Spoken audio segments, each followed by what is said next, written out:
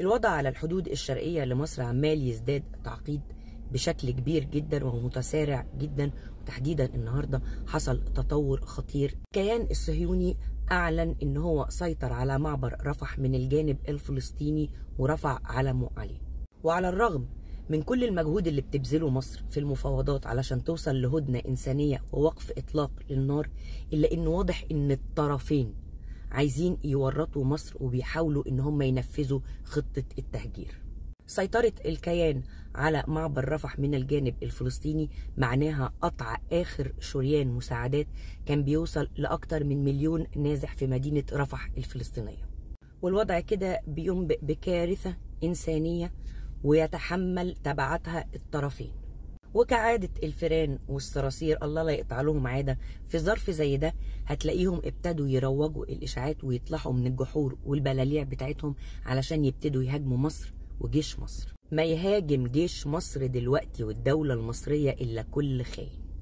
وكله عارف كويس قوي ازاي مصر هي الوحيدة اللي متصدرة المشهد وبتحاول بقدر الإمكان تدخل في مفاوضات مع جميع الأطراف المتعنتين اللي مصرين إن هم يوصلونا لنقطة اللا عودة. الحقيقة أنا عن نفسي مش قلقانة نهائي. اللي عنده جيش زي جيش مصر وقيادة زي قيادة مصر لا يمكن يبقى ولا قلقان ولا خايف. محدش فينا يحب الحرب، لكن إذا كتبت علينا فنحن أهل لها. كل اللي أقدر أقوله دلوقتي أو أعمله إني أدعم الدولة المصرية والقيادة المصرية والجيش المصري والأجهزة المصرية، وأبقى في ظهرهم في أي قرار هيتخذوه. دعم غير مشروط. وأتمنى من كل حد قلقان أو الوضع موتره بأي شكل من الأشكال تابع المصادر الرسمية المصرية.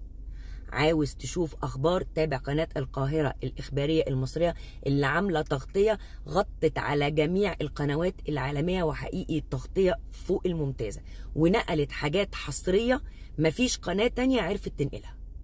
دعوتنا للشعب الفلسطيني ربنا يخلصوا من طرفين المقص اللي هو في النص ما بينهم. معاك يا مصر للآخر للآخر.